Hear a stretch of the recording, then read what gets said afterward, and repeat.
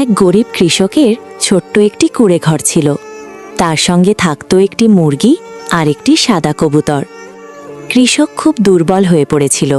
তখন সেই দয়ালু কবুতর প্রতিদিন দূর দূরান্তে উড়ে গিয়ে একটু একটু খাবার জোগাড় করে কৃষকের জন্য নিয়ে আসত।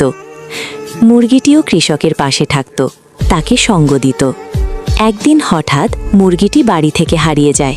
কৃষক আর কবুতর খুব চিন্তায় পড়ে যায়। তারা চারদিকে খুঁজতে থাকে, কিন্তু মুরগির কোনো খোঁজ মেলে না। খুঁজতে খুঁজতে হঠাৎ কৃষক দুর্বল শরীরে মাটিতে লুটিয়ে পড়ে।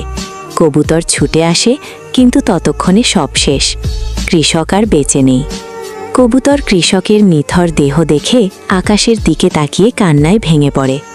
কিছুক্ষণ পর কবুতর হঠাৎ ছোপের পাশে মুরগিটিকে খুঁজে পায়। সে মুরগিকে সব ঘটনা জানায়। কথা শুনে মুরগিও স্তব্ধ হয়ে যায়। কৃষকের পাশে বসে কাঁদতে কাঁদতে বলল, ভিডিওটা সবাই লাইক সাবস্ক্রাইব করুন।